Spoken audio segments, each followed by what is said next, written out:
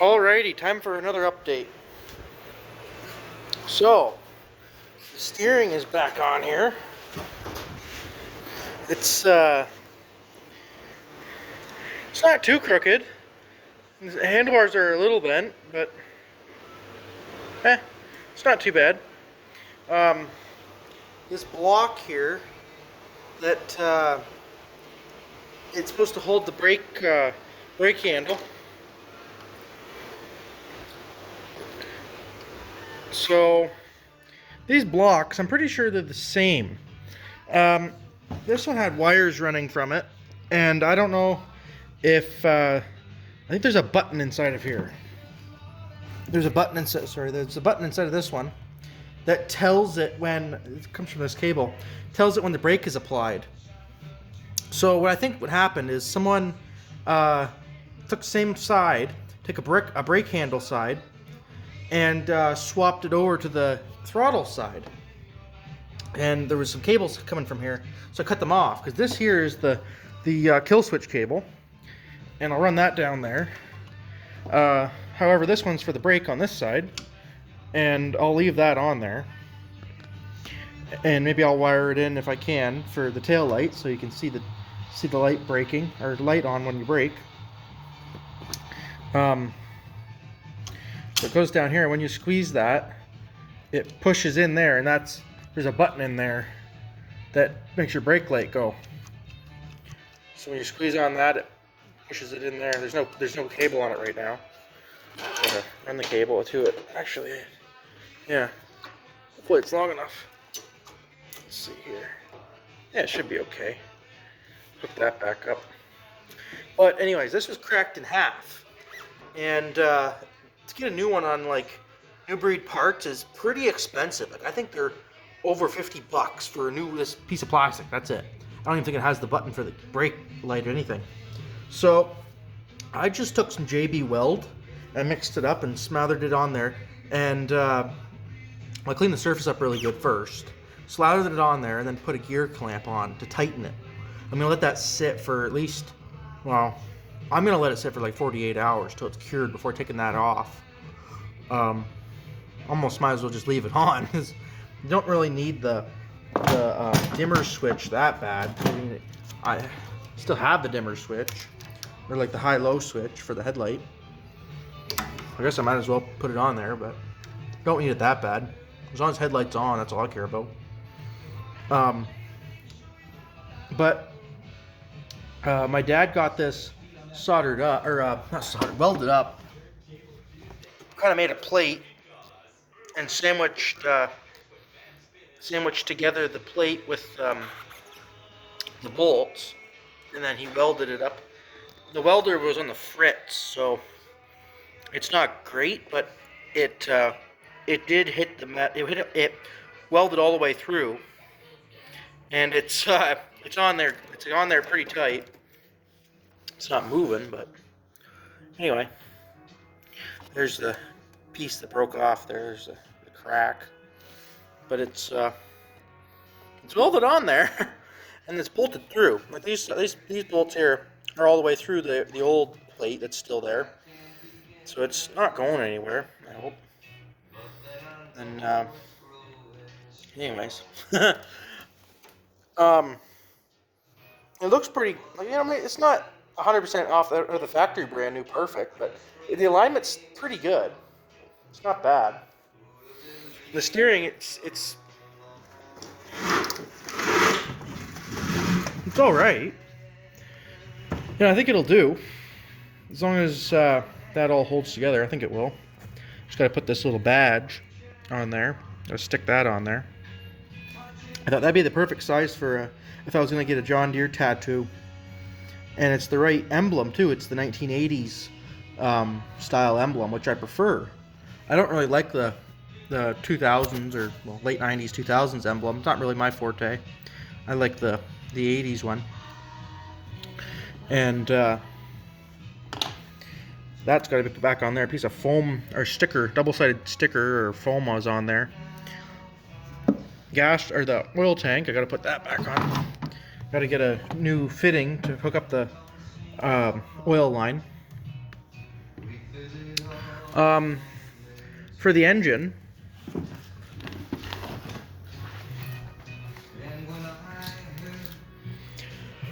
I still have to try and get these bolts out of here that broke off. They snapped off. They were like those really, really rusty, corroded ones. So, I'm gonna, I don't know, try and drill them out, I guess. Threads will be gone, I imagine, but I'll just have to put a nut on the other side. And since the carburetors are a no-go, they're pretty well done. They're toast. Where's the other one here? The other one's a real mess. We tried everything to try and get those suckers out of there, but they're done. Those carbs are done. They did not want to come apart at all. Just goes to show, do not let carburetors sit in ethanol gas. It just ruins them. These ones here, or this one here, is a smaller one. Those are a 36 millimeter Mikuni, apparently. And this one's a 34 millimeter Mikuni off the Trailfire. So, I've got two more of these. I got one on the LX and one on the other 440 engine. And they both have the boots too for this size. So we're gonna try and run them on this engine. I was gonna see if I can swap out the jets though, because the jets in the bigger one would be different. Since it's running a dual carb, I pulled the jets out here. I don't know if they're exchangeable, if you can put these jets in these carbs, but I'm going to take it apart and see if I can. If not, I want to try it the way they are, like just the stock or whatever they are, size jets. And if they work, that'd be great. If not, then I'll see if these are swappable. And then if these don't fit, I'm going to look into seeing if Mikuni sells different jets that can be put in these to tune them for that engine. And since the 440 engine ran off of one of these carburetors, I imagine it has a bit bigger of a jet, I would assume. And then the dual carbs had smaller jets, so that's what I was hoping, is I could put the smaller jets in these ones. But if it doesn't work that way, it doesn't. I'll just look into it a little later. But yeah, these boots, they're toast. They're pretty bad. And I hope that these ones don't end up like that. They're in good shape. They still have that metal flange in there. And this one was sitting in a box in the barn with no gas in it, and it's in great shape. No damage to it. And yeah. And since the Trailfire LX, well, the engine needs to be taken out of that and taken apart. Don't really need the carburetor on it or the boot, so I'll steal that off of there. And I'll have two carbs, hopefully. All I gotta do is get those bolts out of there. I'm gonna wait till the parts come for this, because I have the throttle and oil cable that goes to this oil pump and to the two carbs. I had to get a new cable. So that was on Royal Distributing for $27.99. They don't sell it for a Trailfire or a Liquifire. So the one I ordered is technically for a Polaris, but it was made for a dual carb with oil injection. So I hope it's the right length. If it's not, then I'll see what I can do about that. Maybe, I don't know, try and jerry rig it, or send it back and get another one. But I also ordered the oil lines here. I think they're 1/8 of an inch. They're old, so I wanted to replace them while the engine's out, and before we drive it, so it doesn't have any, make sure it doesn't have any leaks. So I'm gonna wait till Royal Distributing gets those here. After I get the oil lines and those drilled out, the carbs on, and the cables on, I hope it's ready to be put in the engine or in the snowmobile. This fuel pump, I haven't tested it really yet. I put a little bit of penetrating oil in it, and it went through from the intake to the output sides. So I hope it's working. I'm gonna try it out and hope for the best. So I gotta run new oil line to the tank. I gotta run new gas line to the gas tank. Gas tank's not too bad. Just gotta rinse it out a little bit and put the new gas cap on it that I have. So put the engine in and then bolt the clutch back on. And I think I've got another drive belt. I already bought a bunch of drive belts from Royal Distributing because they were on sale and they were a good price. So I think I've got a spare for this. So I got 2 of them for this thing. Or maybe I got 1 for this thing. I don't know, but I got a different belt. It's not that one, that old Kimpex belt. That could be a backup in case the other one blows apart. But I got some clear coat spray. Well, first I got some Dawn dish soap and a scrub brush, and I scrubbed this thing all down. And I just put a coat of clear coat spray on it. It's got dust all over it. It was a lot shinier the other day. But a little bit of clear coat really restored the color. It's amazing. Just a clean and a clear coat, and it made it really shine. And it kind of saved this Liquifire label. It was a little faded, and that clear coat really brought it back. So I still got to do some fiberglass patching work on the cracks. I'm not the greatest at that, but I'll try my best. And I hope it stays together. I mean, looks are one thing, but I just want it to stay together so it's drivable and doesn't come apart, too much wind or over a bump or anything.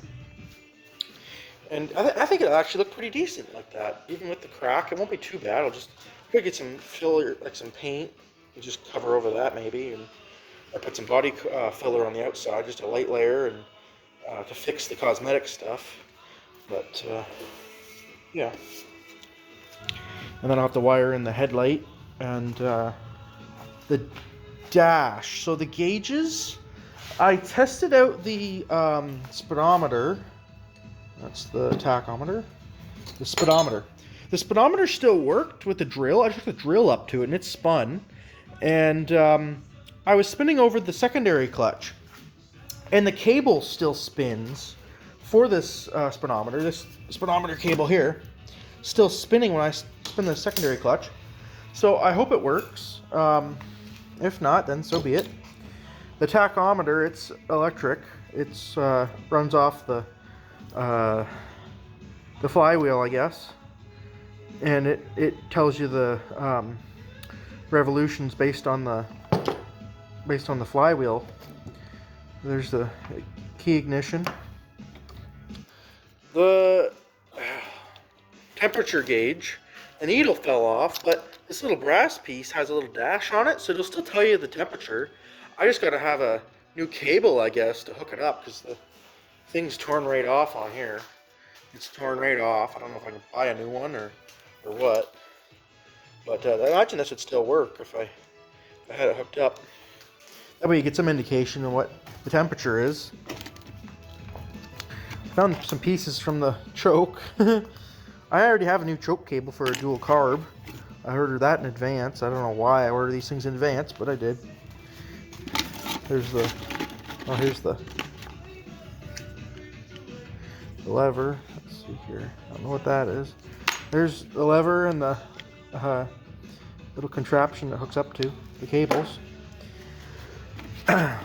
Spark plug socket. And this is what's left of the dash here. I don't know if it's even possible to fix it. I was thinking just replace it with a piece of wood, because this really is all that's left of the dash. These pieces, just a puzzle. And I think I may just use a piece of wood or something if I want to put these gauges back in. I mean, I don't really need the gauges that bad. I'm not that concerned about it. I'm not going to be driving at 1,000,000 miles. Just around the farm in the winter.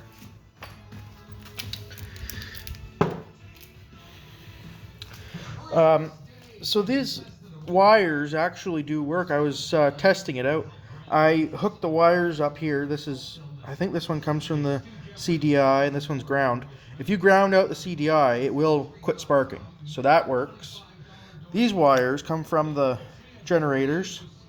I think one goes to the voltage regulator or the rectifier or whatever you call it. And then I think that one's ground. This brownish one might be ground. And then there's 2 yellow. I'm gonna have to look at a wiring diagram or just copy off of the Trailfire's wiring that's still intact. And this is just, this kind of scares me because I don't know what half of these are. I don't know. I'm gonna try my best.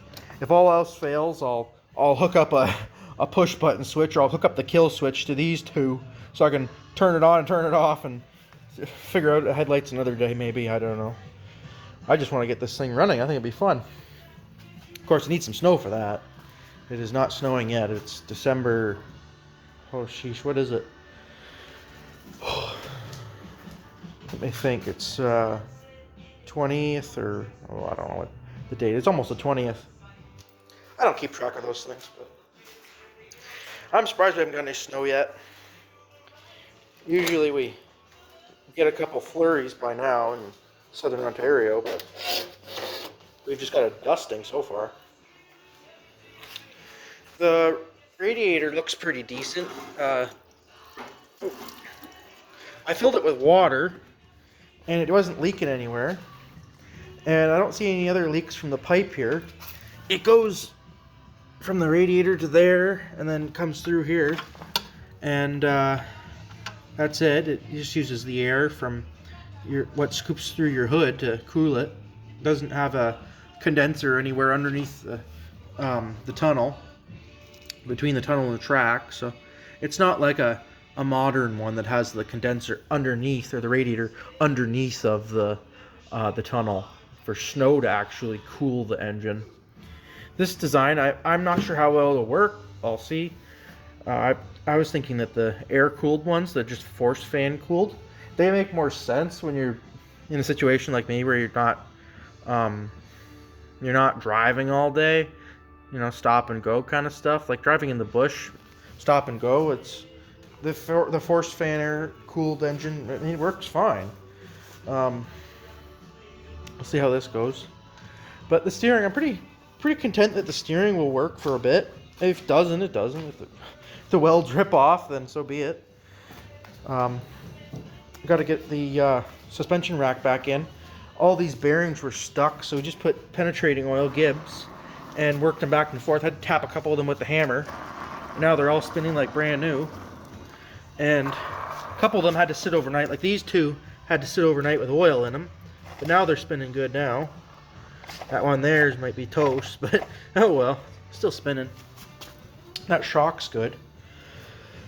I haven't touched these bars yet. I don't know. They're probably no good. Probably all stuck up. Those are supposed to move and pivot a little bit when you go over a bump. These little blocks here that prevent these from hitting the bottom here. Got to put a bolt or something through there to hold these blocks in place. They rusted through the old rivets. These ones too. Well, that one's still kind of intact. Yeah, so getting somewhere with this. And I'm going to go without putting new sliders on this for now. They're worn, but they'll last a few seasons, or a couple seasons at least. And if they do get really, really worn, then we'll rip it off and replace them. So, yeah, I'll go with it for now. I got some more green vinyl for the seat cover. I don't really care what color it's supposed to be. It's supposed to be black, but I think the green looks awesome on it. I just love the John Deere green seat cover. I did it on the Spitfire and I loved it. And I did it again on the 400. The 400 didn't have a piece of foam, so I found a piece of foam off of another snowmobile. Dad thinks it could be from a Massey Ferguson or a Ski-Doo. And I just put some vinyl on it and attached it. So I figure I'll get a piece of plywood or a piece of that thick plastic hockey board stuff and put some of that green vinyl on this. I'll get this old vinyl taken off and put the new stuff on. So that'll be good. Anyways, that's where this is going, and hope everybody watching is getting ready for the winter season, getting their snowmobiles ready. And if you have any comments or concerns or questions, feel free to ask me, and thanks for watching.